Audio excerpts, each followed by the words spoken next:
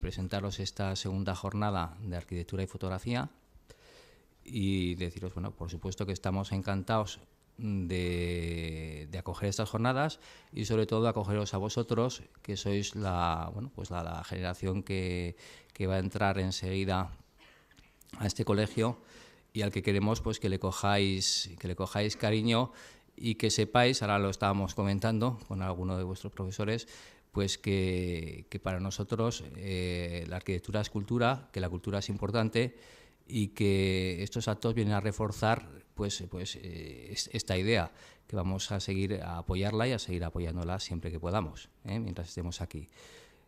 Bueno, yo creo que os va a presentar la jornada Iñaki, el GEDA, y a continuación pues ya empezaréis y espero que lo disfrutéis mucho y que, bueno, que cualquier cosa que necesitéis pues tenéis la casa a vuestra disposición. Pues muchas gracias, Carlos, apagamos la luz. Muchas gracias, Ignacio, por esta presentación y realmente nos sentimos, como tú dices, sinceramente en casa, ¿no? Y es una suerte poder contar en el marco de nuestras actividades de la escuela, de esta escuela que ya cada vez va empezando a… Es menos un niño recién nacido y ya va cogiendo cuerpo, el poder seguir contando con el colegio para todas estas actividades culturales.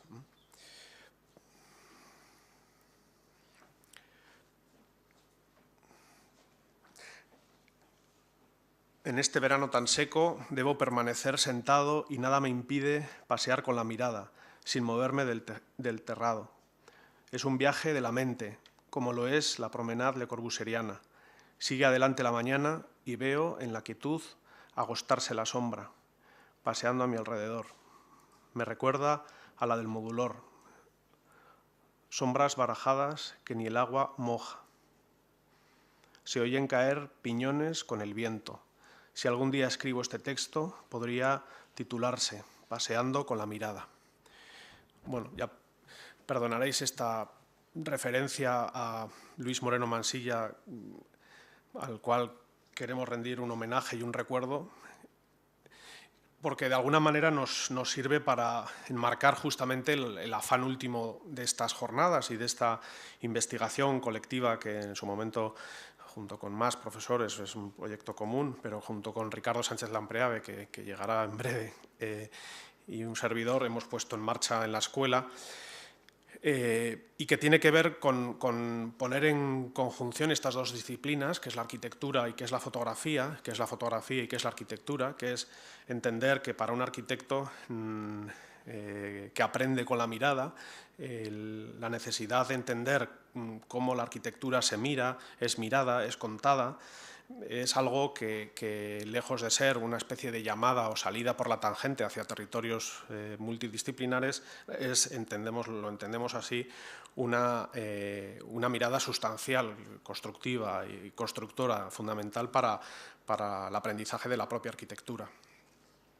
Bien, en este sentido tenemos la fortuna, ¿verdad?, de ya no ser, de no abrir una página en blanco con esta actividad, sino que de hecho lo que estamos haciendo es abrir un párrafo nuevo. Esta jornada es la segunda edición de una que tuvo lugar prácticamente en estas fechas hace un año y con la que terminábamos convocándonos todos justamente para tal día como hoy, y aquí estamos. En este sentido también, obviamente, a pesar de las dificultades de las que quizá ahora daremos cuenta, nos planteábamos también a dar un pasito más en esta ambición, en el sentido de, al margen de esta jornada, cuya estructura es análoga a la que tuvo lugar el año pasado, a nivel de la estructura del día, con 4 ponentes invitados y una mesa redonda, digamos, en la cual cada uno de estos ponentes tiene que ver o tendría que ver su lectura y su presencia aquí y su intervención dentro de este inmenso campo de relaciones que es la fotografía y la arquitectura, por lo menos mirarlas desde ciertos aspectos específicos.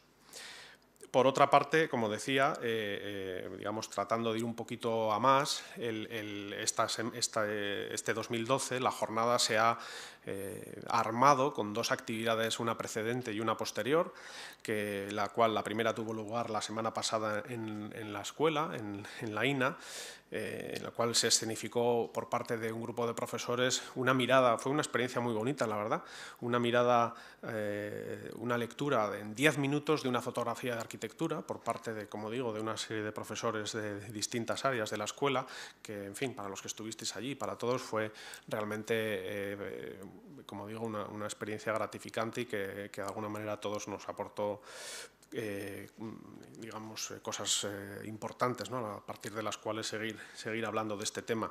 Y por otra parte, al margen de la jornada que hoy nos convoca, exactamente dentro de un jueves, es decir, la semana que viene, el 1 de marzo, también en la escuela tendrá lugar la presentación de un documental fantástico sobre el trabajo de Julius Ullmann, el gran fotógrafo de arquitectura por excelencia de la modernidad y en concreto de la modernidad americana en Los Ángeles, y dicha proyección será presentada por el profesor y arquitecto Juan Colbarreu, de la Escuela de Arquitectura de Madrid, experto conocedor justamente de esa arquitectura y de ese momento fantástico de la gestación de la modernidad en Los Ángeles, ¿no? Bien, por terminar con esta presentación, al margen del agradecimiento al Colegio de Arquitectos y a Ignacio que nos ha dado la bienvenida, quería hacer también una explícita mención y una especial llamada al agradecimiento a las empresas, a Lara, a Mobiliario Lara y a Porcelanosa, que han tenido la gentileza de colaborar con la puesta en marcha de esta iniciativa, insisto, en estos tiempos en los que estamos, ¿no? Que desde luego no merece la pena ahondar en la situación de crisis, y en este sentido no es un motivo para felicitarnos a nosotros mismos, yo creo que es para felicitarnos a todos, pero qué duda cabe que organizar en estos tiempos que corren actividades de este tipo, actividades culturales contra viento y marea, pues como digo, es algo de lo cual todos debemos celebrar de alguna manera y corresponder justamente con estas oportunidades que se nos brindan. Entonces, por tanto, esta es la estructura un poco de las jornadas y un poco la justificación de ellas, y sin más voy a pasar a presentar al primero de los ponentes. Bueno, perdón, dos pequeñas cuestiones, digamos, como avisos, anuncios o como se quiera decir. Ya habréis visto que se publicó felizmente, también con la generosa ayuda de la institución Fernando el Católico, las actas de las jornadas del año pasado. Entonces, aprovechando también la coyuntura, parecía un momento oportuno para ponerlas también a disposición de quien esté interesado, de manera que podréis también, como digo, adquirir dicha publicación. Por otra parte, ahí en la entrada también hay una pequeña lista para aquellos de vosotros que deseáis un certificado de asistencia, de participación en el curso, pues rellenando, firmando, sin más, digamos, ahora mismo y por la tarde, pues al cabo de unos días o la semana que viene probablemente estaría también a vuestra disposición el certificado. Bien, pues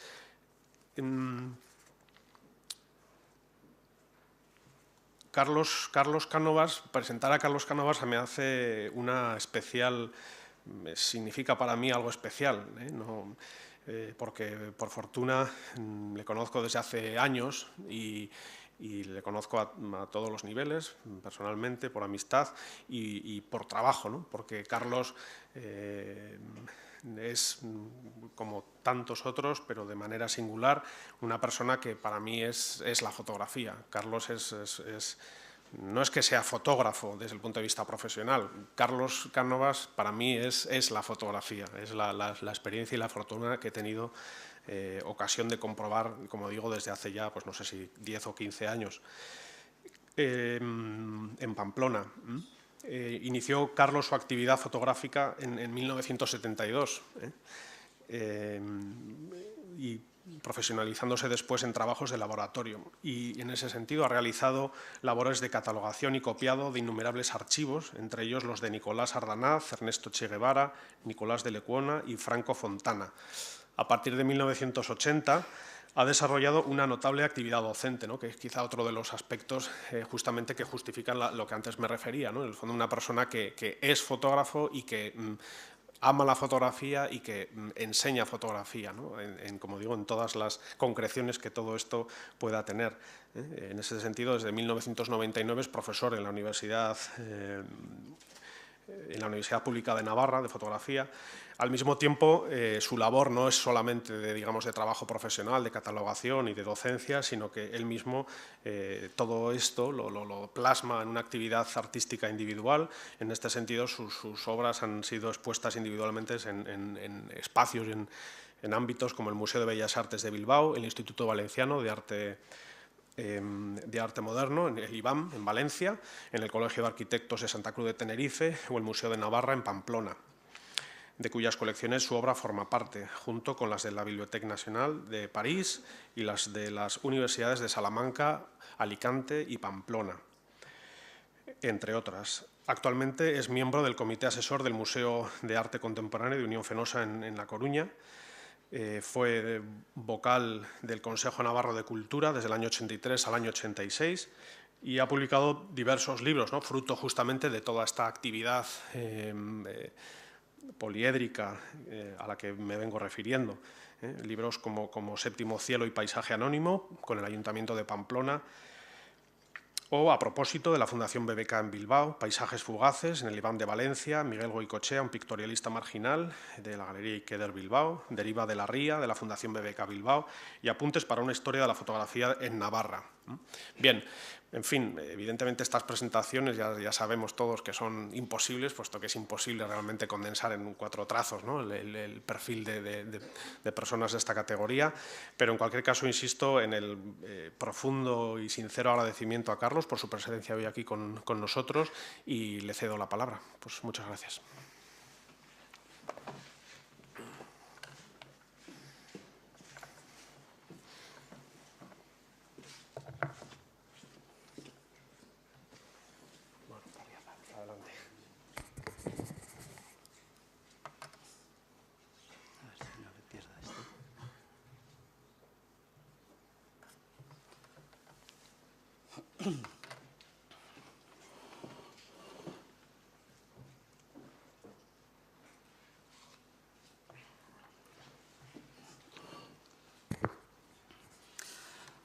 Buenos días. Muchísimas gracias por su presencia.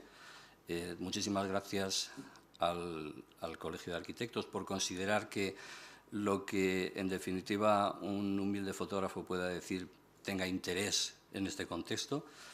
Y muchas gracias personalmente a Iñaki Bergera por unas cosas tan bonitas que uno duda en merecer. En definitiva, lo que uno quiere ser, más allá del currículum, es simplemente un fotógrafo. Hace 40 años que empecé a hacer fotografía y siempre cuento a mis alumnos, a quien me quiere escuchar, que hoy, 40 años después, me gusta más de lo que me gustaba cuando empecé. Un par de observaciones previas. La primera es, efectivamente, que mi acercamiento es puramente fotográfico. Mi acercamiento al tema es puramente fotográfico y, por lo tanto, pues no lo sé, a lo mejor ustedes al final de la charla considerarán si tiene un interés también arquitectónico o no. Hombre, puesto que uno fotografía edificios, alguna conexión es evidente que con ese mundo de la arquitectura debe haber. Brassai, que es un hombre que en el mundo de la fotografía se suele citar como se cita a Oscar Wilde en otros foros, dijo aquello de que los temas para el fotógrafo son infinitos, pero sus obsesiones no. Es decir, que de alguna manera, a lo largo de estos 40 años, lo que va saliendo una y otra vez es ese hilo conductor de las propias obsesiones en relación a las cosas. Yo voy a intentar, en un viaje que es sin duda alguna precipitado y por necesidades del guión rápido, hacer un relato de qué cosas me interesan en fotografía y por qué. Espero no cansarles demasiado. He titulado la charla Paisaje cercano y distancia porque desde el principio en el mundo de la fotografía las pautas son dobles. Es decir, que por un lado al fotógrafo se le manda a fotografiar lugares exóticos y por otro lado trabaja con el material que le es cercano. Yo, de entre esas dos opciones, soy fotógrafo de lo cercano. Lo que realmente me interesa es el mundo de todos los días, el paisaje que veo una y otra vez. De hecho, cuando voy de viaje hago unas fotografías generalmente muy malas, porque no es mi mundo. Si acaso encuentro que tienen relación o que tienen interés cuando soy capaz de conectarlas con trabajos míos anteriores. La naturaleza doble de lo fotográfico, tantas veces subrayada después, ha quedado certificada desde el primer momento, desde el inicio de la aventura fotográfica en 1839. Por una parte, la fotografía resultó ser una consecuencia de la necesidad científica característica del siglo XIX que precisaba documentos rápidos y veraces. Para la ciencia, digamos, ver es creer, y la fotografía vendría a colmar esa aspiración ampliamente sentida a partir de entonces, convirtiendo las imágenes en objetos para el estudio, para el análisis, para la clasificación, para el archivo, y por tanto en documentos esenciales para la memoria. Por otro lado, la fabricación de imágenes fotográficas no puede entenderse pasando por alto el deseo, expresado ya por los propios inventores desde el principio, de pintar sin faltar a la verdad. Algunas de las imágenes que quiero que acompañen estas palabras, ustedes las conocerán inmediatamente, y otras pues intentaré al menos darles a conocer el nombre del autor. Es una imagen de Daguerre, el Boulevard du Temple, en 1839. Como les decía, se habló desde el principio de pintar infaliblemente. No deja de ser una expresión como poco curiosa y paradójica. El deseo, diríamos hoy, de clonar la realidad en una imagen constituye como poco una quimera. Sabemos que no es posible.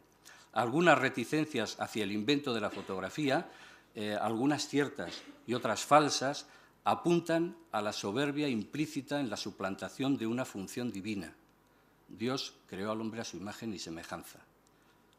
Esa doble naturaleza de la fotografía, por un lado documento artístico y por otro lado, por un lado documento científico y por otro lado creación artística, esa doble naturaleza, digo, se inclina más o menos hacia uno u otro lado desde los primeros años del invento.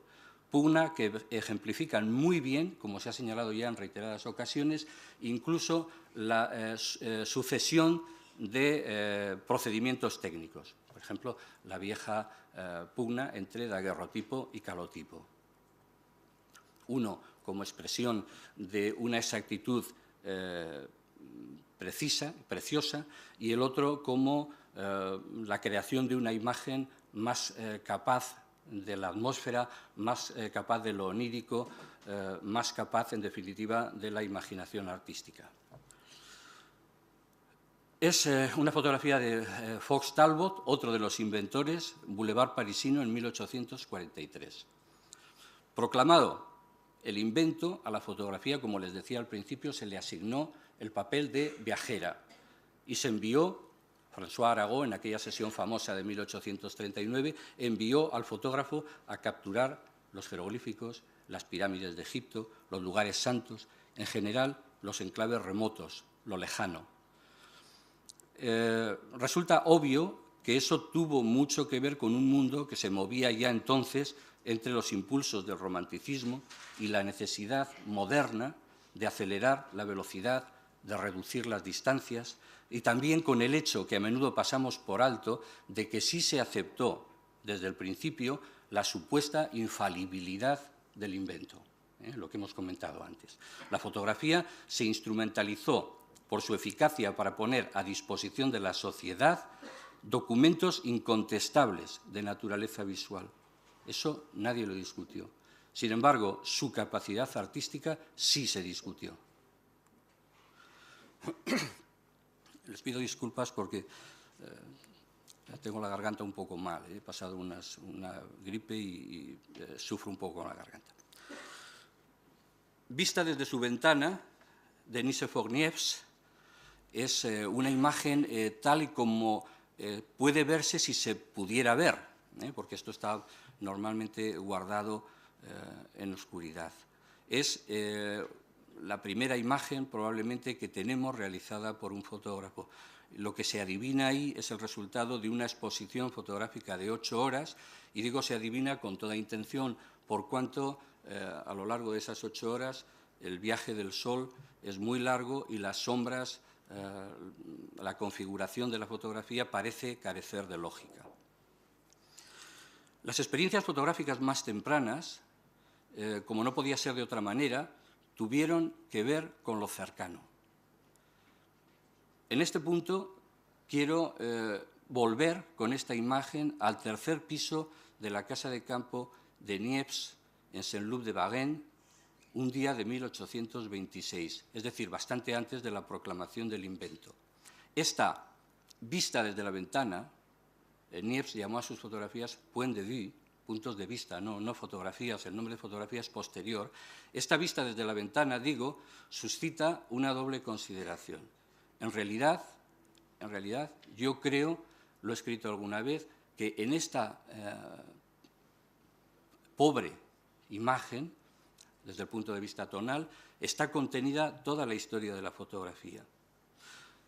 La imagen del fotógrafo que adivinamos en esa ventana, en el marco de esa ventana, recuerda cómo el nacimiento del género paisajístico guarda relación con cuanto se veía a través de las ventanas en cuadros anteriores de otra índole, fuesen retratos, fuesen escenas alegóricas, fuese lo que llamamos pintura histórica. Esta es una reconstrucción de esa imagen anterior de Niepce, pero digamos que ha sido, entre comillas, retocada para que pueda tener una cierta legibilidad. Hacia el exterior, ese point de vue, ese punto de vista, lo contiene todo. Es, por un lado, documento histórico, es enigma de un tiempo acumulado y detenido, es constatación y sugerencia, es revelación y misterio. Incluso es a un tiempo paisaje urbano y anticipación de la imagen abstracta.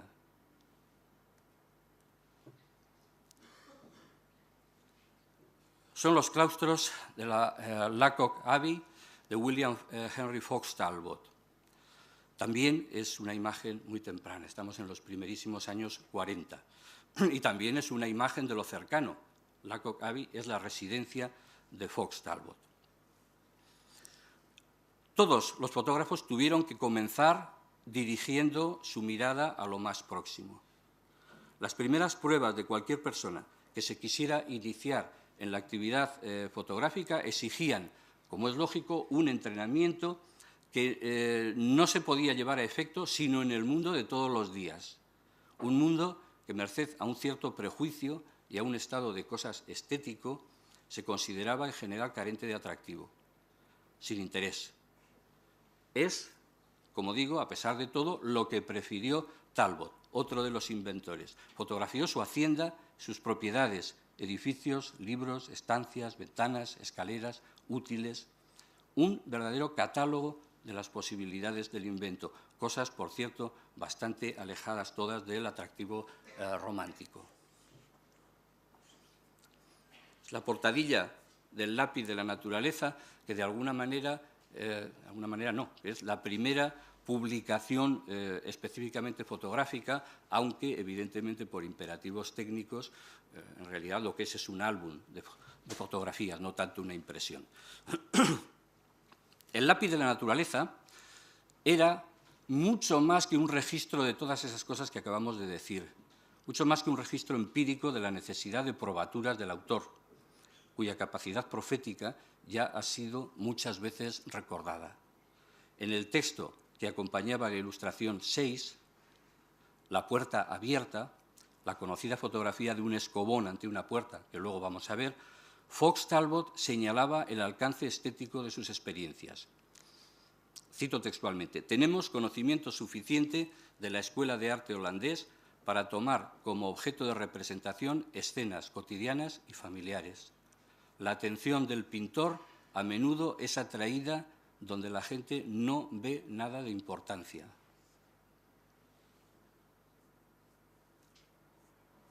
escena en una biblioteca, también de Talbot. Pero en Talbot la vía experimental no se reduce solo a esa dimensión estética o a esa vocación frustrada de pintor que sin duda tenía. En otro lugar, él habla de la metáfora que representa el hecho de que el ojo de la cámara, también estoy citando textualmente, podría ver claramente donde el ojo humano no percibe sino oscuridad. O sin llegar tan lejos, se refiere reiteradamente a la eficacia del invento para el registro del detalle, diminuto e inadvertido. Minucias y olvidos que pasamos por alto más cuanto las cosas nos son más familiares. Talbot adelantó la afirmación del escritor y también fotógrafo Émile Zola de que una cosa no se ha visto bien hasta que se ha fotografiado. La puerta abierta es la imagen conocida del Escobón a la que antes me refería. De nuevo, en esa afirmación de Talbot, esa fe quiere subrayar el potencial infalible del procedimiento fotográfico. Pero tanto en el caso de Niepce como en el de Talbot, más allá del experimento científico, me interesa ahora dejar constancia del registro de una mirada a lo cercano, al tejado de al lado, a la piedra cubierta de musgo, a la escoba apoyada en la pared.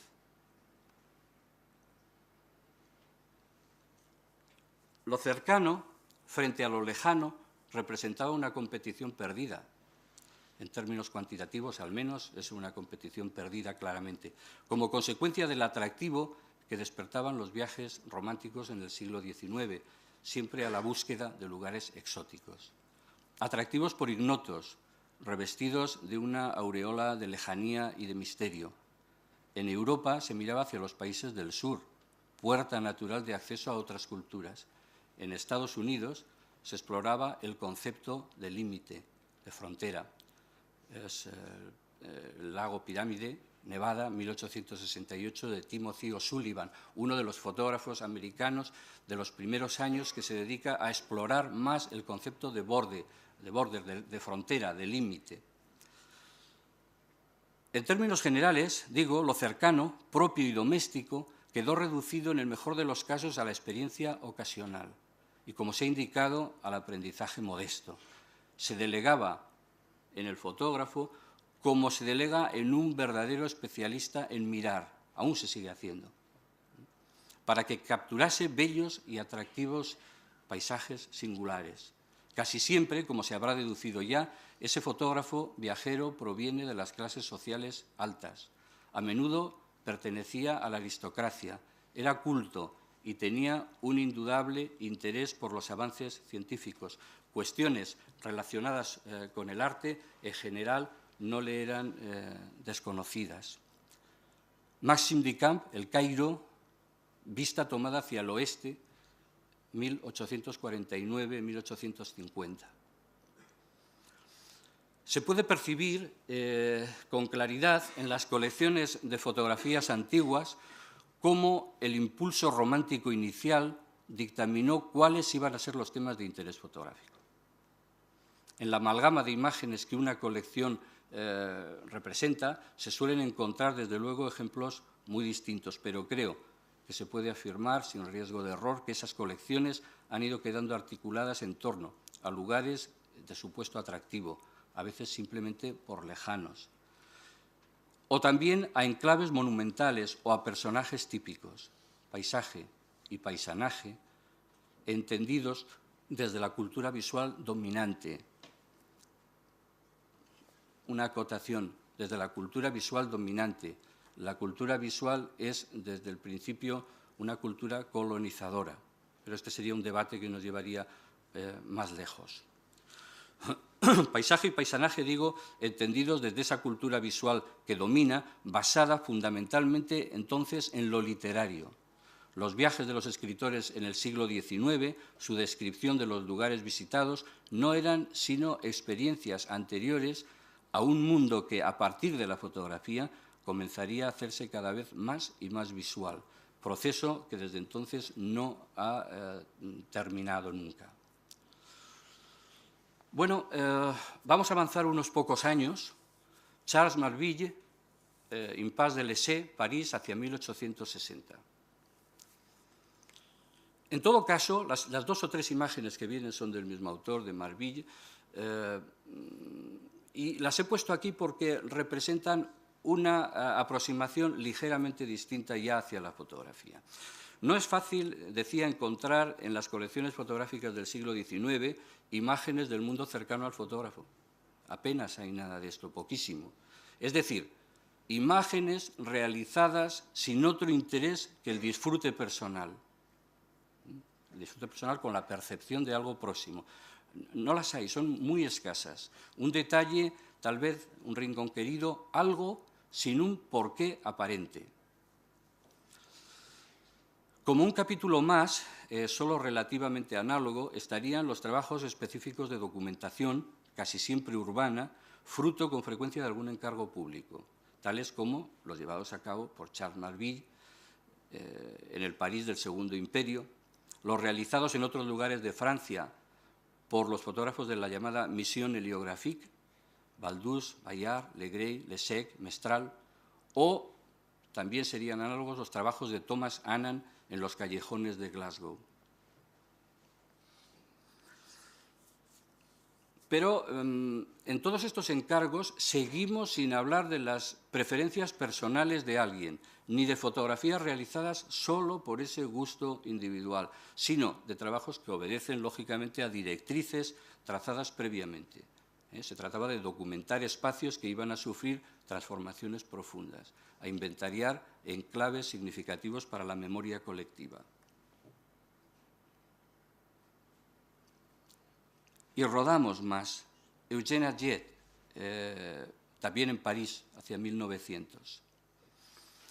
Las imágenes que acabamos de ver, de Marville y de Annan, son un precedente de la obra de Eugène Atget, quien sí trabajó en su París de comienzos del siglo XX, en general sin las servidumbres del encargo o de la pertenencia a este o aquel movimiento artístico, concentrando, digamos, una buena parte de su interés en los barrios que justamente habían sobrevivido a la modernización de Haussmann.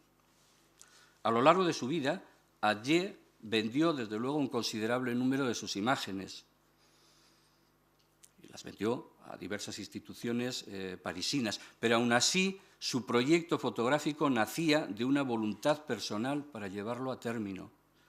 En una carta tardía, hacia el final de sus días, dirigida al ministro de Cultura francés de la época, Atget escribió: «Tengo en mi poder todo el viejo París».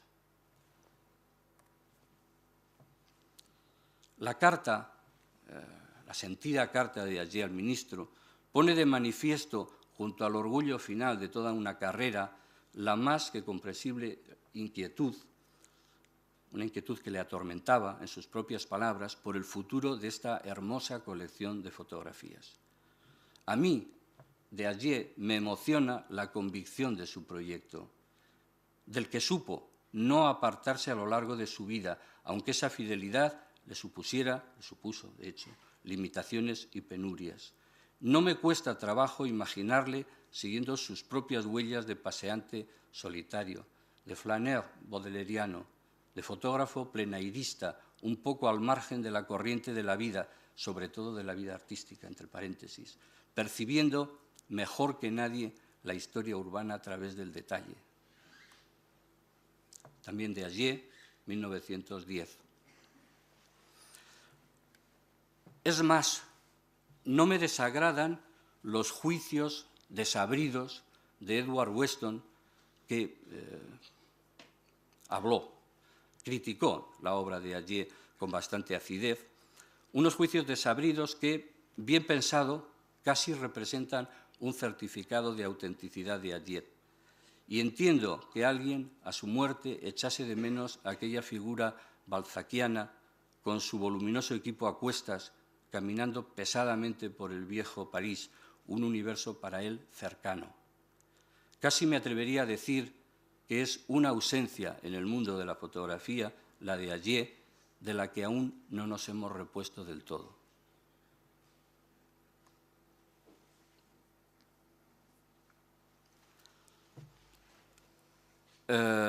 Observarán ustedes con qué habilidad sitúo cosas mías entre Atget y Berdy-Gilabeger. Me costaría mucho trabajo explicar que esto es inocente y que no tiene otra intención, así que ni siquiera lo voy a intentar. Esta es la portadilla de una exposición que realicé en el año 1985, que se titulaba, como pone ahí, Extramuros. Fue una exposición temprana, relativamente temprana, por invitación de los entonces rectores de la sala de la Galería Nueva Imagen de Pamplona, ya desaparecido Ángel Turrillas y mis colegas fotógrafos Jaime Martín y Pachi París. Realicé la exposición de una treintena de fotografías agrupadas bajo el rótulo general de Extramuros, como digo, y fue la exposición que inauguró esa sala pamplonesa ya desaparecida. En la escueta hoja que entonces se editó a modo de introducción de la muestra, hice constar las influencias que, a mi juicio, eran detectables en mis imágenes. Señalé entonces que, además, fue el deseo, justamente el deseo de hurgar en el término documentalismo, lo que me había impulsado a emprender el trabajo. Es una imagen que conocerán probablemente de Berdy-Gilabeger, de 1979. Con algo que hoy, cerca de 30 años después, me suena casi, me perdonarán también, a clarividencia, dije haber encontrado pistas de lo que buscaba en la inestable línea que unía trabajos tan diferentes, tan distantes en el tiempo, como los de Timothy O'Sullivan, Berdy-Gilabeger, Robert Adams o Gabriele Basilico, entre otros, a los que habría que sumar los nombres anteriormente citados y, para ser sinceros, bastantes nombres más. Pero esas eran las referencias, también es de Berdy-Gilabeger la imagen, Pensilvania, esas son las referencias que en el año 1985, también hago un paréntesis, no había Internet, las cosas llegaban como llegaban, en general despacio, esas son las referencias que uno podía manejar en aquel momento. Y es que, en el fondo, el chasis, el esqueleto de esa fotografía documental, eso que en otros lugares se llama paisajismo documental, para ser un poco más preciso, el chasis, digo, es pequeño. Hay largos periodos de carencia de noticias, hay épocas de transición, o quizás sería mejor decir de tránsito, que puestas al lado de la ebullición de otros epígrafes fotográficos que a todos se nos ocurren, parecen aburridas. Se diría que no ocurre nada. No son pocos, sin embargo, los fotógrafos que han trabajado en esos periodos con intensidad. Su quehacer, si acaso, ha alcanzado algún reconocimiento con el paso del tiempo. Entre las fotografías de Atget y las imágenes de los Besser, las imágenes de la nueva topografía que hemos visto y que veremos, hay uno de esos apacibles brazos de mar, demasiado grandes y demasiado calmados, donde emerge sobre todo la figura fundamental de Walker Evans. Quizás lo que ocurre es que el personaje eclipsa, deja en penumbra a otros actores. Las fotografías, la anterior, esta, las siguientes, son de Walker Evans. El trabajo más interesante de Evans se concentra en los años 30 y lo hace con tal intensidad que se diría que a partir de los primeros años 40 ya no queda apenas nada. Como se suele decir, salió de la estancia y al salir apagó la luz. Años más tarde, con motivo de su exposición retrospectiva en el Museo de Arte Moderno de Nueva York, ya estamos hablando de 1971, se puede tener la impresión de que Evans había conseguido sobrevivirse a sí mismo. Por esas fechas daba yo mis primeros pasos en fotografía y, desde luego, mis intereses distaban mucho en aquella época de las propuestas de Evans, pero en eso, con todos los respetos y salvando las distancias, no difiero mucho de él mismo. Hasta finales del pasado siglo, el conocimiento que hemos tenido de otros fotógrafos que nos han precedido ha sido casi siempre a posteriori, como consecuencia de un esfuerzo personal por entender de dónde veníamos. Yo no sabía, cuando comencé a hacer fotografías, quién era Walker Evans, quizás con la misma ignorancia que el mismo Walker Evans se refería a Atget como un fotógrafo del siglo XIX.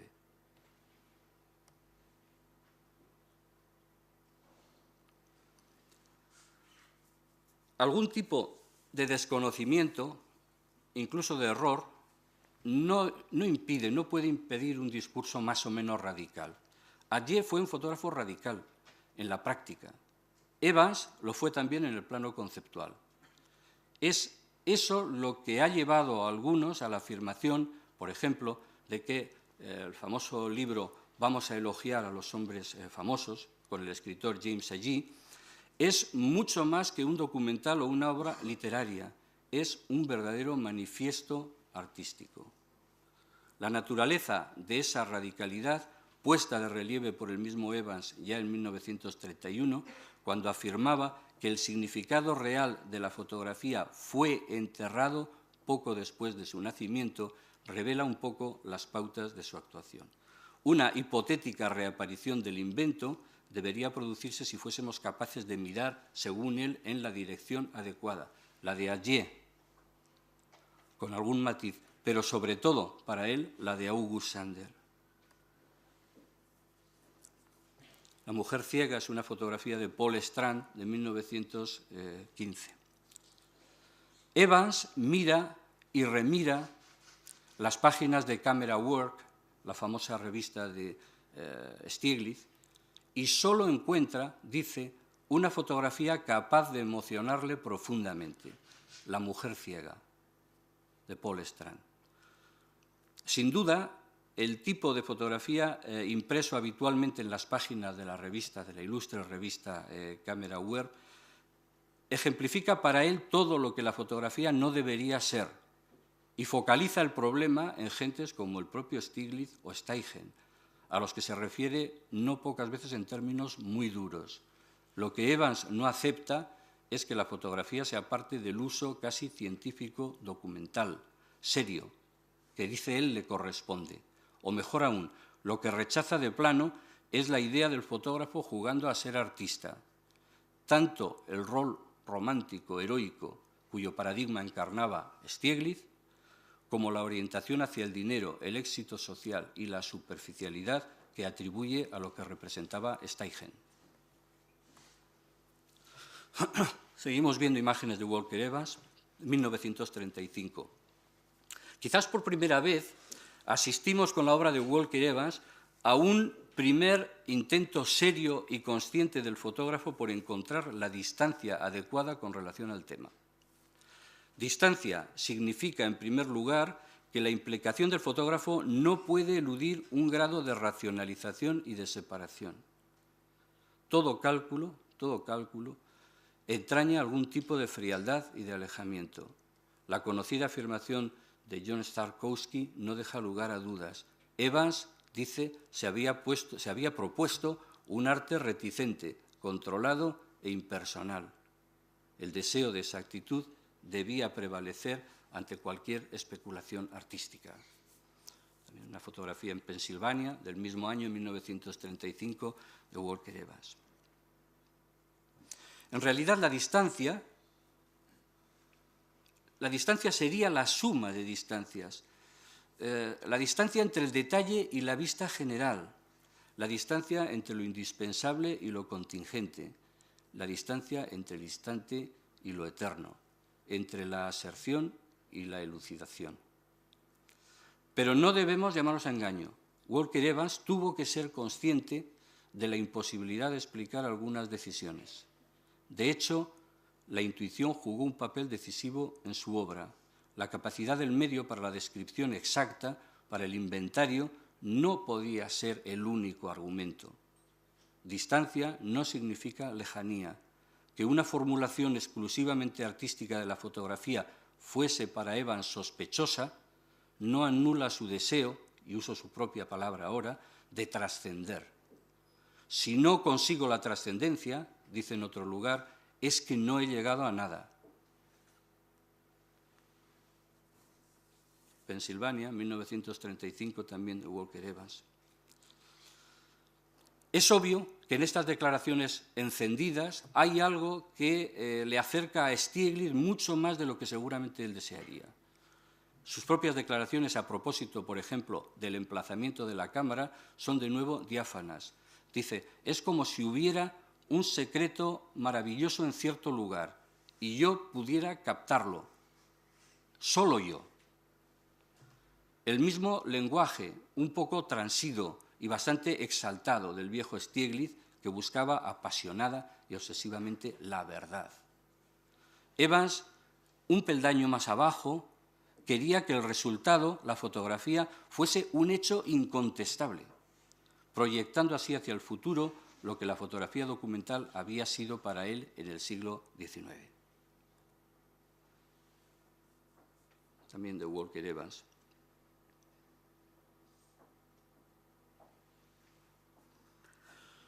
Como todos los grandes documentalistas, Evans vuelve hacia atrás la cabeza, hacia el siglo XIX, hacia el punto inmediatamente anterior al que la fotografía se sumiese en el pozo oscuro a que la llevaron los fotógrafos de arte, dice. Estamos hablando de 1940, de 1950, de 1970. Es evidente que la revisión que propone Evans del medio fotográfico no es otra cosa que una depuración de ese medio, una profundización en sus capacidades prístinas, primitivas, en sus posibilidades y en sus fines. En definitiva, las pautas modernistas asomando la patita bajo la puerta. Cuando uno repasa lo que podríamos llamar el paisaje documental del siglo XIX, tanto más se adentra en el tiempo, tanto más reconoce en las imágenes más antiguas la clave de una cierta modernidad. La fotografía que tenemos en la pantalla es de 1908, de Louis Hine, un antecedente, un ancestro, digamos, de Walker Evans. No en balde, Timothy O'Sullivan es citado tan a menudo por unos y otros. Otro tanto puede decirse de la influencia en otros ámbitos de fotógrafos como Louis Hine. Esa es la portadilla del catálogo de la exposición, que aquí se ha traducido como Nueva Topografía, de 1975, en la George Eastman House en Rochester, en Nueva York. Muchos fotógrafos reconocían en el trabajo de Evans una poética que no fue tan fácil de percibir al principio. Y al reconocerla, quizás se alejaban de las pretensiones iniciales del propio Evans. ¿Cómo, por ejemplo, se podría hablar de hechos incontestables y a la vez de una cierta poética? Pero a pesar de la aparente contradicción, es esa tensión justamente entre los dos conceptos, lo documental y lo poético, lo artístico, lo que da carácter a lo que el propio Evans llamó estilo documental. ¿Formaban parte también esas pretensiones en 1975 del ideario de la Nueva Topografía? Lo que está fuera de duda es que en los 70 la figura colosal de Walker Evans estaba en la mente de cualquier fotógrafo que se acercase a lo documental. Evans fotografió magistralmente una época, los años 30, los años 40. Aunque él lo negase una y otra vez, esos años 30 son suyos y alcanzó de la mano de Sarkowski en el MoMA, muchos años después, una presencia fundamental que se va a dejar sentir claramente en los fotógrafos de la Nueva Topografía. El sentido preciso y lúcido de un hecho significante, que dijera Starkowski, era moneda de uso corriente ya en los años 70. Ni qué decir tiene que en un plano puramente técnico, la fotografía documental, quiero recordar aquí una vez más, apenas había experimentado variaciones a lo largo de más de una centuria. Y surge de nuevo la palabra distancia. La imagen es de Edward Ruscha, 25 estaciones de gasolina, 1962. Una imagen anterior a las de la Nueva Topografía. Surge, digo, de nuevo la palabra clave, distancia. No me refiero, naturalmente, a la distancia física entre el fotógrafo y el tema, aunque también. Los autores de la Nueva Topografía, y antes artistas como Ruscha o Dan Graham, tenían asumido desde hacía tiempo que el estilo documental exigía un decidido alejamiento del fotógrafo y que en ese sentido, si tenía que haber alguna poética, era la de su ausencia. Frank Golke recordaba inequívocamente cómo todos los fotógrafos habían aprendido de Evans, cito textualmente, la estrategia para la aparente deserción del fotógrafo de su puesto de trabajo.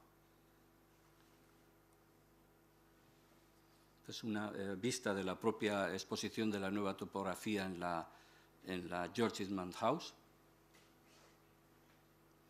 Y esta es una fotografía de uno de los miembros del colectivo que tanta influencia ha venido a tener después, de Robert Adams, en este caso, Colorado, 1973. En realidad, deberíamos decir mejor cómo, quién más o quién menos, todos estos fotógrafos habían aprendido a desarrollar estrategias para desaparecer. Algunas muy elementales, otras más sutiles. Por ejemplo, la indefinición o la desaparición de la imagen de los llamados centros de interés, un cierto rechazo de las llamadas luces buenas, no siempre, por supuesto. La elección de cielos mudos, aquellos que decía Baroja, cielos sin amueblar, al decir del escritor. La frecuente preferencia por las yuxtaposiciones visuales que se producen sobre todo en el ámbito de lo urbano, la frontalidad hacia el tema elegido, el subrayado de los recortes que el acto de encuadrar representa, o una puesta en papel de la fotografía, casi siempre en blanco y negro, solo Stephen Shore hace fotografías en color dentro de la nueva topografía, una puesta en papel, digo, correcta y práctica, pero muy lejos ya de la mística que tradicionalmente había acompañado los trabajos de cuarto oscuro de autores como Ansel Adams, Edward Weston, etcétera, etcétera. La distancia, por lo tanto, a la que me refiero es sobre todo una distancia emocional. Hoy nos resulta obvio, creo que la exposición de la nueva topografía todavía está en estas fechas en el Guggenheim en Bilbao, creo. Si no estoy equivocado, ¿ya no? Bueno, pues entonces termino. Si no la han visto, han perdido una estupenda oportunidad de revisar un documento único que ha sido una referencia para nosotros durante años y que solo tan tardíamente hemos podido vivir directamente. También es la imagen de Robert Adams. Resulta obvio que entre los 10 participantes en la exposición hay planteamientos bastante diferentes, incluso contrapuestos. La nueva topografía no fue un manifiesto ni fue una declaración de principios. Su alcance inicial puede parecer reducido tanto por el número de visitantes que la exposición tuvo como por el recorrido, por la repercusión inicial de la muestra. Quienes tuvieron oportunidad, el propio catálogo de la exposición era francamente modesto. Quienes tuvieron la oportunidad de visitarla, me refiero a fotógrafos significativos, acaso vertieron bastantes más críticas que halagos. Los mismos participantes, ellos mismos, han dejado entrever un relativo desapego de la muestra, a la vez que bien pronto, poco después de la exposición, iniciaron cada uno, o iniciaron todos mejor, algo así como una especie de huida, una diáspora, cada uno por su lado. 1974, Louis Balch. Y sin embargo, ¿qué ha ocurrido para que 30 años después de esa exposición se haya convertido en una de las principales referencias de la práctica documental? En la encrucijada por la que parecen pasar en el ámbito de la fotografía, de esta fotografía, todos los caminos. Hay quien afirma que se dieron cita a un cúmulo de circunstancias extrañas, factores complejos y diversos. Los participantes en la muestra insisten en que en realidad cada uno venía ya trabajando en su propia dirección. Jenkins, con mayor o menor coherencia, tuvo la habilidad de reunirlos a todos en un momento dado para dar curso a una propuesta unificadora en torno a la noción de la alteración del paisaje por el hombre, el subtítulo de la exposición. Tal vez lo mejor que pudo ocurrir es que nadie, ninguno de ellos, pretendió forzar los conceptos más allá del breve periplo diseñado por la exposición. Nicholas Nixon, el Boston, también de 1975, no añadiré nada, simplemente constatar los diferentes planteamientos que se adivinan en los fotógrafos de la nueva topografía. Stephen Shore es el único que trabaja en color en la serie Montana 1974. Y esta es de John Schott, de las series Carretera 66, Moteles de la Carretera 66 de 1973. En realidad, mi trabajo en extramuros podría haber tenido un subtítulo también, podría haber llevado el subtítulo Crónica de un desengaño. En mayo de 1985 yo llevaba trabajando en extramuros ya cerca de 3 años. Mi primera fotografía de esa serie es del año 1981, luego la vemos. Hacía poco que había cambiado mi lugar de residencia, siempre en los alrededores de Pamplona, pero ahora en el extremo opuesto, en el suroeste de la ciudad. El grueso de la serie Dolientes plantas ya se había realizado y me había producido una saturación más que considerable. Sentía la necesidad de salir de allí. Mis temas fotográficos han sido y siguen siendo recurrentes, por lo que entrar y salir en las series es algo habitual. Eso sí, cada interrupción ha significado un regreso posterior con cambios, con variaciones. Pienso que se pueden detectar esas etapas con bastante claridad en mi trabajo. De hecho, la primera aproximación a lo urbano se había producido con la serie Tapias, es anterior a 1980. Se trata de un pequeño conjunto de fotografías muy chicas, son 8 por 12 centímetros, en la que esos elementos urbanos o semiurbanos tuvieron el protagonismo. Tallas de extramuros, Aizoain, Pamplona, 1983. En mi nueva aproximación a la periferia de la ciudad, en extramuros, como he señalado antes, estuvo la idea de acercamiento a un paisajismo documental. Era plenamente consciente entonces de que se hacía indispensable establecer una distancia emocional con el tema, en este caso mi ciudad, la ciudad donde vivía. Es verdad que yo por aquella época leía bastante sobre fotografía, siempre menos de lo que me gustaría, siempre lo he hecho, y una buena parte de las informaciones que me llegaban lo hacían desde la Europa central, muchas desde Alemania. Michel Smith, a través de sus imágenes de Berlín, era una referencia indudable. Él había hecho hincapié, a propósito de esas fotografías, en el deseo de establecer una conexión con el espectador más allá de los límites visibles de la imagen. En la presentación de Extramuros, en el cataloguito que veíamos antes, yo utilicé otra reflexión de Michel Smith. El encanto, pero también el peligro y la responsabilidad del fotógrafo reside en la selección. Es preciso que el documento, dice él, nunca se cuestione, ni por nuestra generación ni por las generaciones futuras. Pausa. La frase, en su aseveración ampulosa, resume bien el modo en que nos habían llegado muchos de los presupuestos de la nueva topografía, indirectamente, sin un conocimiento exacto del evento, a través de la influencia de algunos de sus componentes y sus inmediatos seguidores, en general más a través de esa influencia en Europa que en Estados Unidos. También de 1983, extramuros. Todas ellas son imágenes de los extramuros de Pamplona. Yo intuía que el manejo de las claves documentales jugaba un papel decisivo.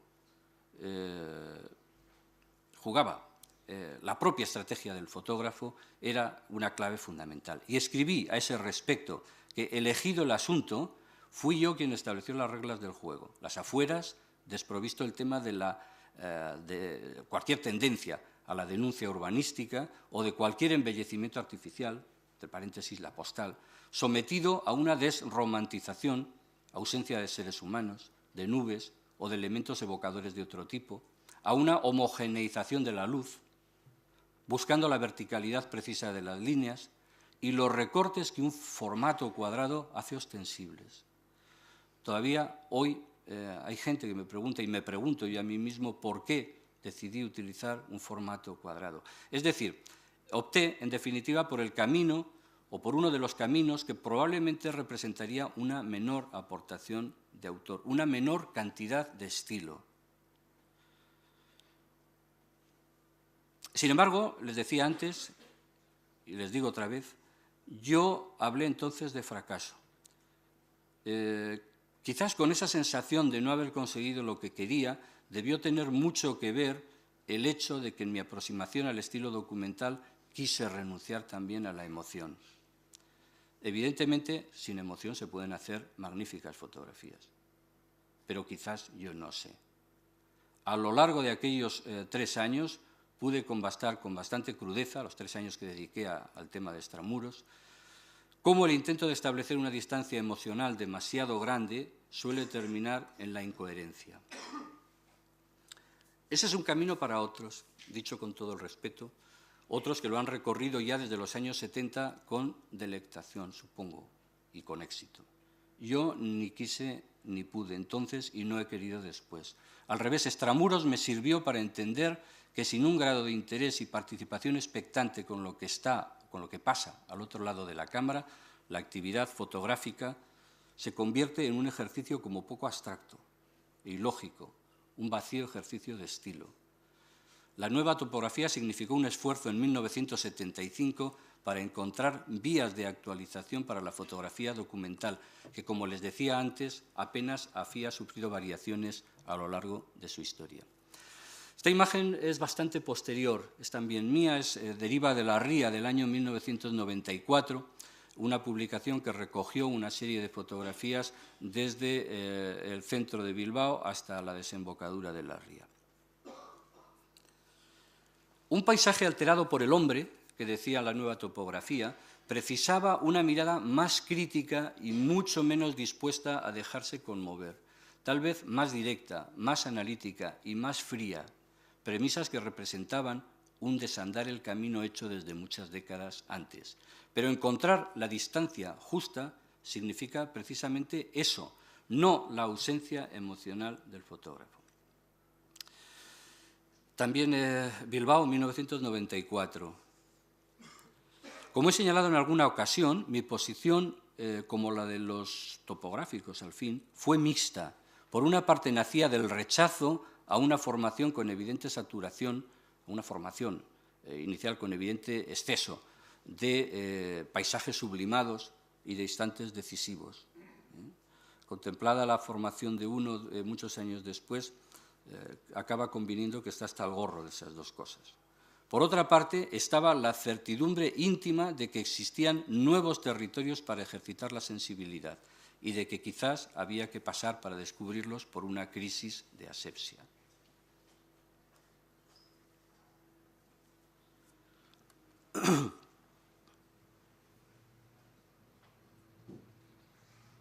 También es de Bilbao.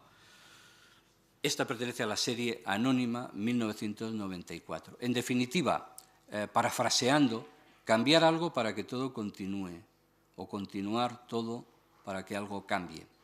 Las dos series mencionadas, Deriva de la Ría, paisaje anónimo a la que pertenece esta fotografía, fueron ya ejecutadas con cámara técnica sobre placas, un material con otras características distintas al formato cuadrado de antes.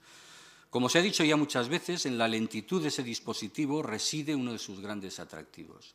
Porque si estas fotografías precisan, como he dicho antes, aquilatar muy bien el concepto de distancia, no es menos cierto que son imágenes en las que la noción del tiempo juega un papel fundamental.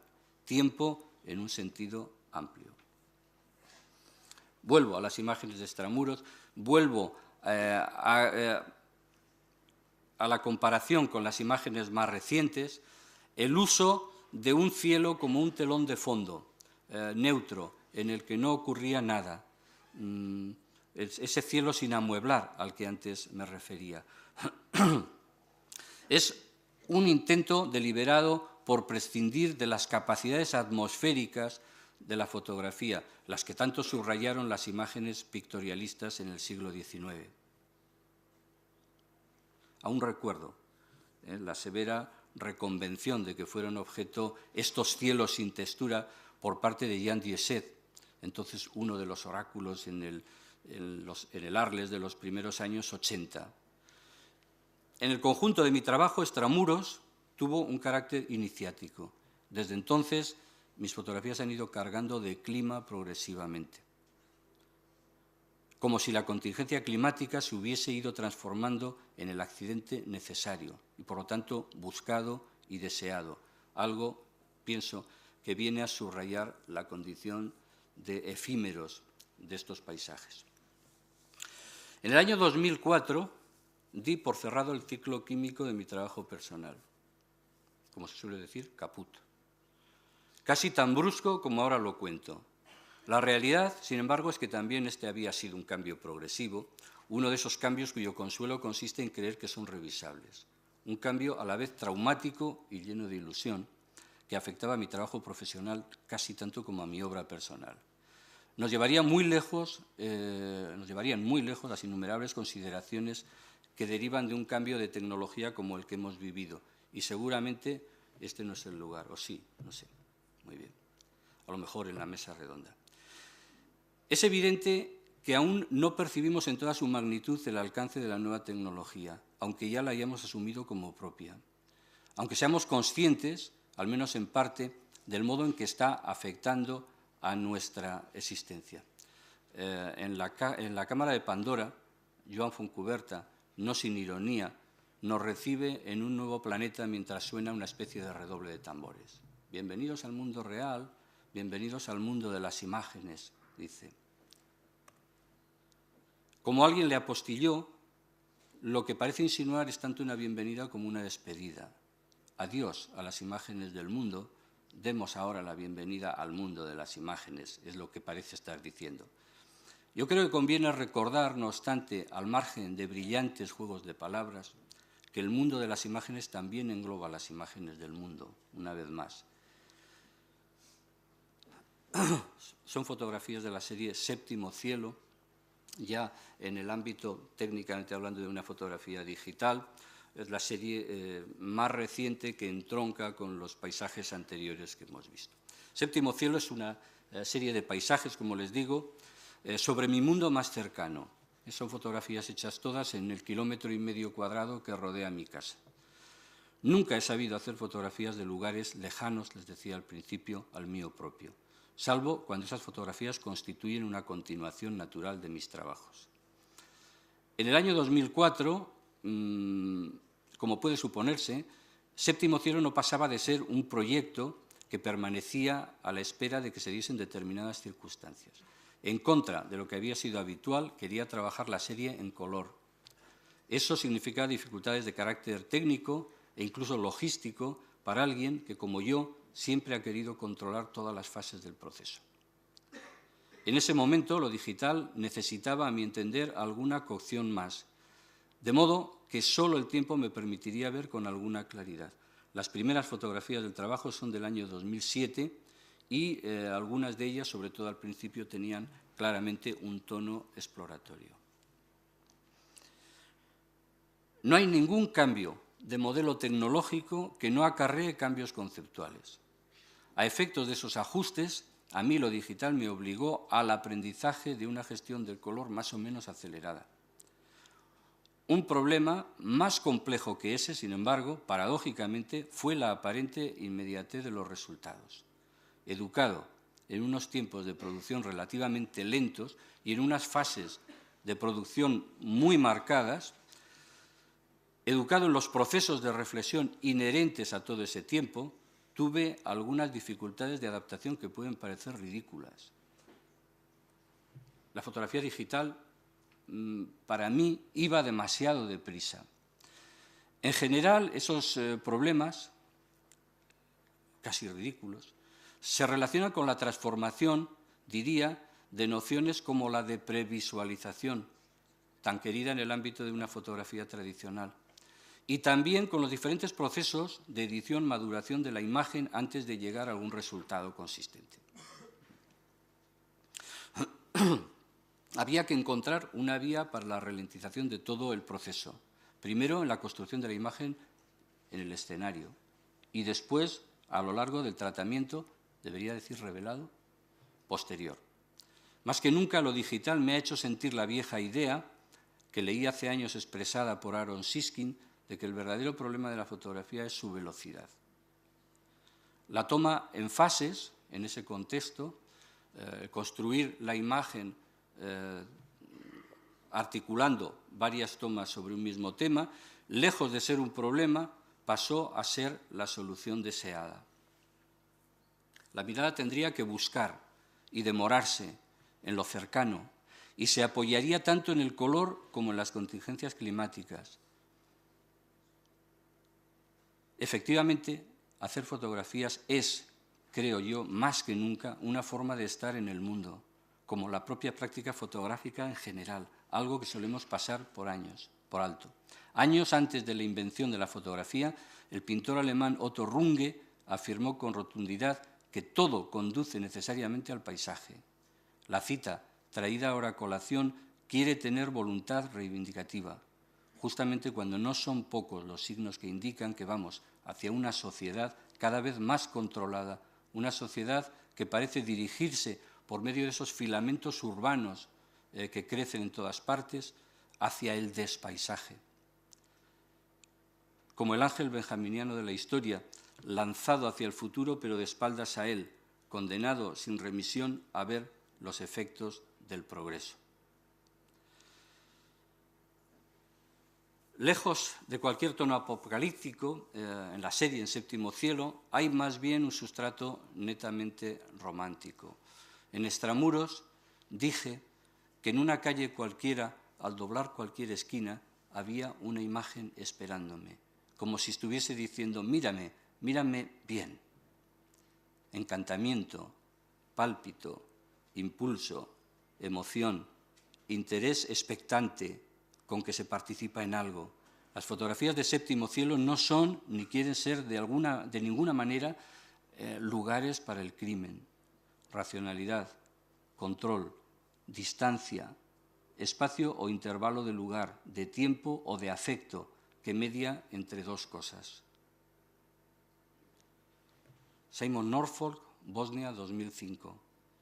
Tengo para mí que en esa necesidad de exactitud de la mirada, que va desde luego mucho más lejos de la mera descripción, radica eso que se ha llamado el estilo documental. Creo que es una necesidad que se puede detectar en cualquier fotografía. Yo he propuesto este precipitado viaje, como decía al principio, desde Niepce y Talbot, pasando por Ayet, Evans y la nueva topografía, hasta llegar a las vecindades de la escuela de Düsseldorf, aunque se haya llevado en muchos casos, en mi opinión, el radical acto de mirar hasta el absurdo.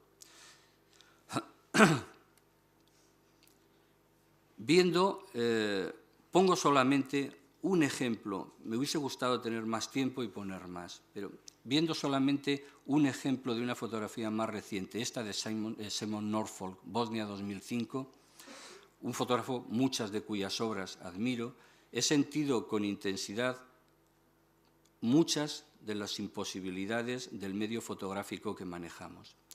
Por mi parte, no deseo que callen las fotografías en modo alguno, porque no quiero borrarme, pero tampoco quiero obligar a las fotografías a decir lo que no saben. Les leo el pie de esta fotografía. Estudio de Bratunac. MSF informó haber visto 700 prisioneros en este sitio. Un equipo del ACNUR, alojado en un cercano hotel, relató haber escuchado disparos de armas toda la noche procedentes del estadio. Esta es una fotografía Séptimo Cielo, de la serie Séptimo Cielo. Quizás el problema es que tenemos que aprender a respetar el silencio, el mutismo de las fotografías. En este lugar de Cizurmayor, del lugar donde vivo, al lado de mi casa, quizás no ha habido un episodio bélico especialmente reseñable, que yo sepa. Pero el discurso de la fotografía, a mi entender, es otro. La fotografía no sabe contar las cosas como nosotros, porque su lenguaje, evidentemente, no es verbal. Es una manera de decir que lo importante es que en este lugar o en cualquier otro caben todas las historias, todas las guerras, también todas las horas apacibles, porque en un lugar caben siempre todos los tiempos. Como alguien dijo, quizás tenemos que aprender a callar en otro idioma.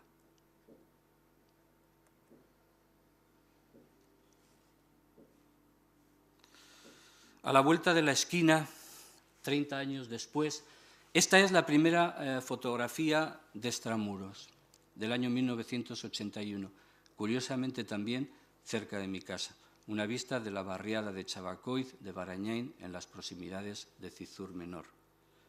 Concluyo con la misma fotografía, o una fotografía distinta, mejor dicho, pero tomada desde el mismo lugar, 30 años después.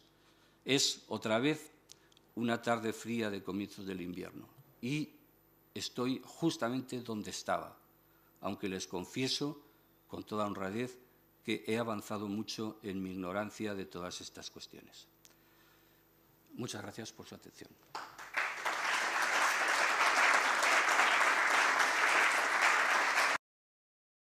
Y que tiene que ver con poner en conjunción estas dos disciplinas, que es la arquitectura y que es la fotografía, que es la fotografía y que es la arquitectura, que es entender que para un arquitecto que aprende con la mirada, la necesidad de entender cómo la arquitectura se mira, es mirada, es contada, es algo que lejos de ser una especie de llamada o salida por la tangente hacia territorios multidisciplinares, lo entendemos así, una mirada sustancial, constructiva y constructora, fundamental para el aprendizaje de la propia arquitectura.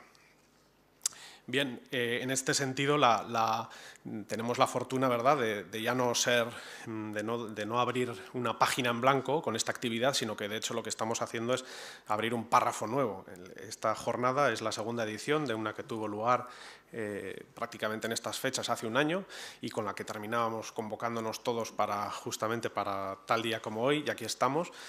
En este sentido también, obviamente, a pesar de las dificultades de las que quizá ahora daremos cuenta, nos planteábamos también a dar un pasito más en esta ambición, en el sentido de, al margen de esta jornada, cuya estructura es análoga a la que tuvo lugar el año pasado, a nivel de la estructura del día, con 4 ponentes invitados y una mesa redonda, digamos, en la cual cada uno de estos ponentes tiene que ver o tendría que ver su lectura y su presencia aquí y su intervención dentro de este inmenso campo de relaciones que es la fotografía y la arquitectura, por lo menos mirarlas desde ciertos aspectos específicos. Por otra parte, como decía, digamos, tratando de ir un poquito a más, este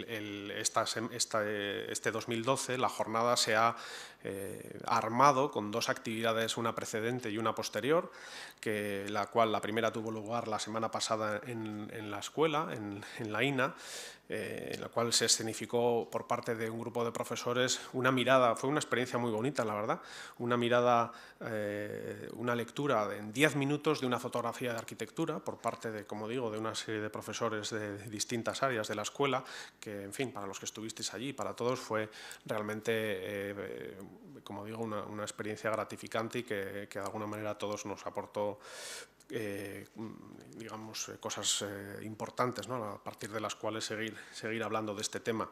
Y por otra parte, al margen de la jornada que hoy nos convoca, exactamente dentro de un jueves, es decir, la semana que viene, el 1 de marzo, también en la escuela tendrá lugar la presentación de un documental fantástico sobre el trabajo de Julius Ullmann. El cero agradecimiento a Carlos por su presencia hoy aquí con nosotros, y le cedo la palabra. Pues muchas gracias.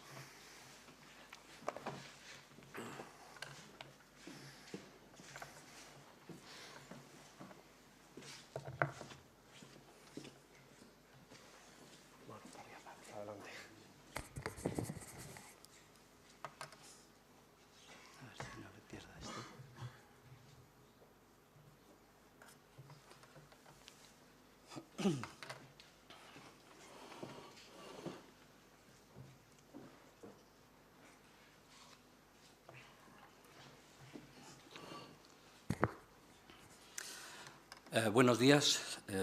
Muchísimas gracias por su presencia.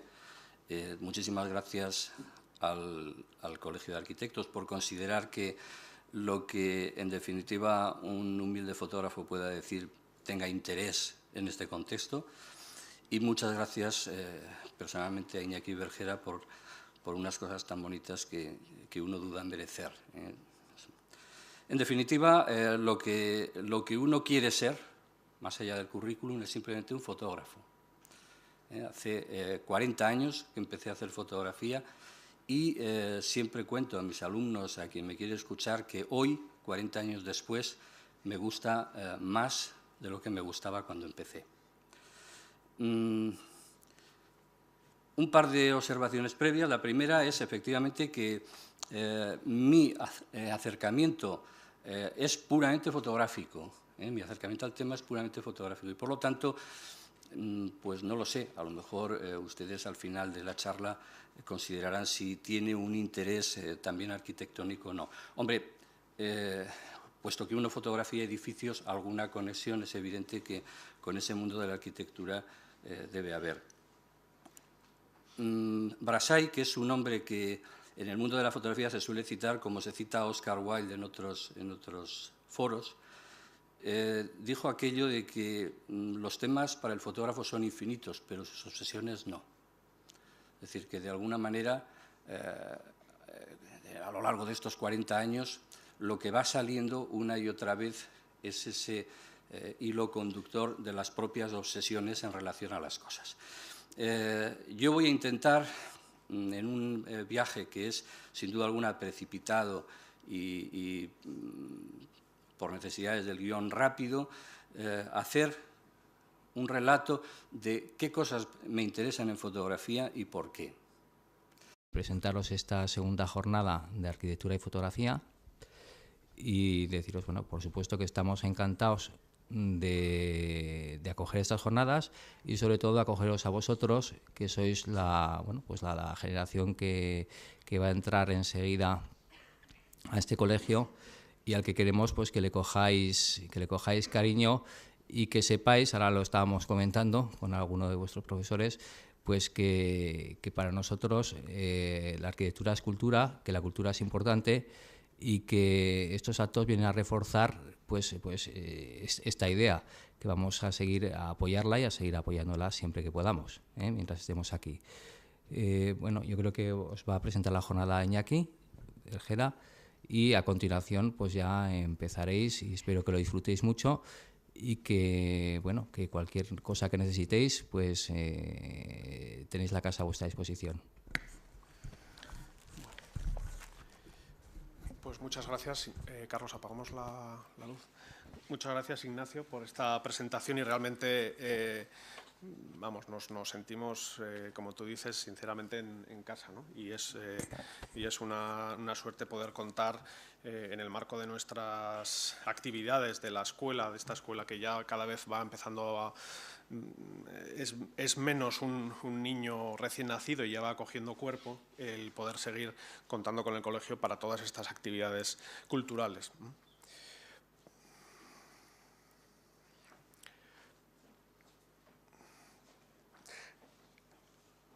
En este verano tan seco debo permanecer sentado y nada me impide pasear con la mirada, sin moverme del terrado. Es un viaje de la mente, como lo es la promenade Le Corbusieriana. Sigue adelante la mañana y veo en la quietud agostarse la sombra, paseando a mi alrededor. Me recuerda a la del modulor.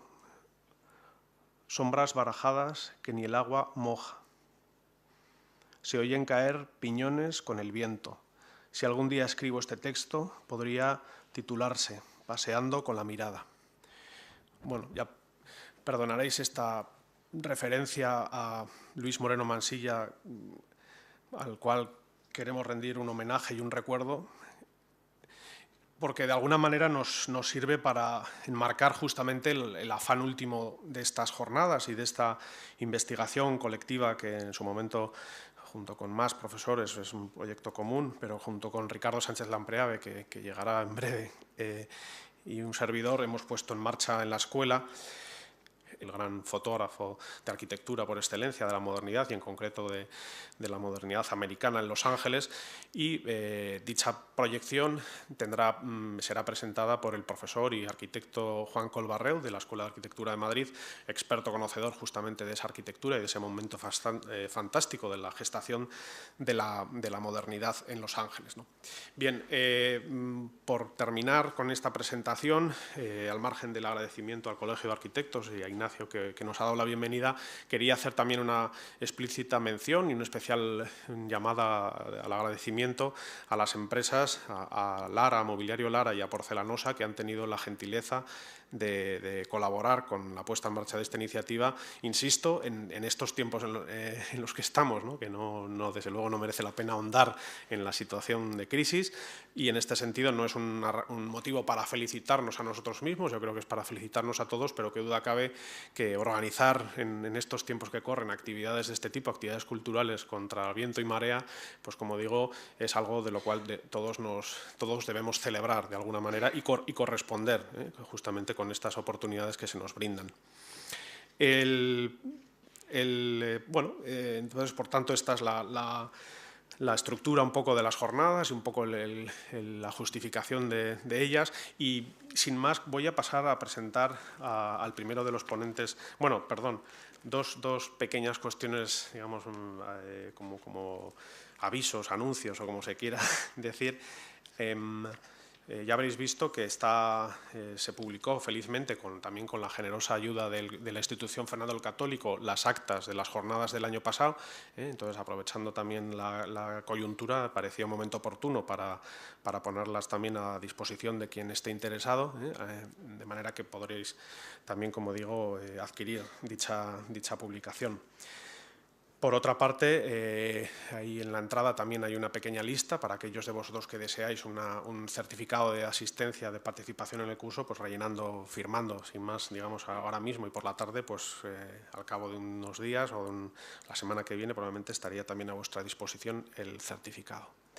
Bien, pues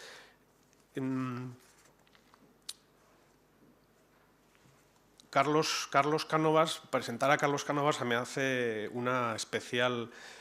significa para mí algo especial, porque por fortuna le conozco desde hace años y le conozco a todos los niveles, personalmente, por amistad y por trabajo, ¿no? Porque Carlos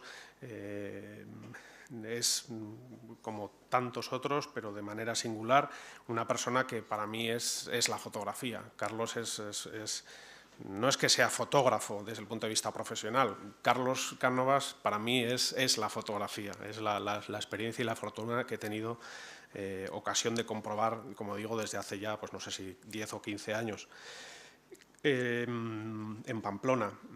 Inició Carlos su actividad fotográfica en 1972 y profesionalizándose después en trabajos de laboratorio. Y en ese sentido ha realizado labores de catalogación y copiado de innumerables archivos, entre ellos los de Nicolás Ardanaz, Ernesto Che Guevara, Nicolás de Lecuona y Franco Fontana. A partir de 1980 ha desarrollado una notable actividad docente, ¿no? Que es quizá otro de los aspectos justamente que justifican lo que antes me refería, ¿no? En el fondo, una persona que es fotógrafo y que ama la fotografía y que enseña fotografía, ¿no? Como digo, en todas las concreciones que todo esto pueda tener. En ese sentido, desde 1999 es profesor en la Universidad Pública de Navarra de fotografía. Al mismo tiempo, su labor no es solamente de trabajo profesional, de catalogación y de docencia, sino que él mismo todo esto lo plasma en una actividad artística individual. En este sentido, sus obras han sido expuestas individualmente en espacios, en ámbitos como el Museo de Bellas Artes de Bilbao, el Instituto Valenciano de Arte Moderno, en el IBAM, en Valencia, en el Colegio de Arquitectos de Santa Cruz de Tenerife o el Museo de Navarra, en Pamplona, de cuyas colecciones su obra forma parte, junto con las de la Biblioteca Nacional de París y las de las universidades de Salamanca, Alicante y Pamplona, entre otras. Actualmente es miembro del Comité Asesor del Museo de Arte Contemporáneo de Unión Fenosa en La Coruña. Fue vocal del Consejo Navarro de Cultura desde el año 83 al año 86 y ha publicado diversos libros, ¿no? Fruto justamente de toda esta actividad poliédrica a la que me vengo refiriendo. Libros como Séptimo Cielo y Paisaje Anónimo, con el Ayuntamiento de Pamplona, o A propósito, de la Fundación BBK en Bilbao, Paisajes fugaces, en el IBAM de Valencia, Miguel Goicoechea, un pictorialista marginal, de la Galería Ikeder Bilbao, Deriva de la Ría, de la Fundación BBK Bilbao, y Apuntes para una historia de la fotografía en Navarra. Bien, en fin, evidentemente estas presentaciones ya sabemos todos que son imposibles, puesto que es imposible realmente condensar en 4 trazos, ¿no? el perfil de personas de esta categoría, pero en cualquier caso insisto en el profundo y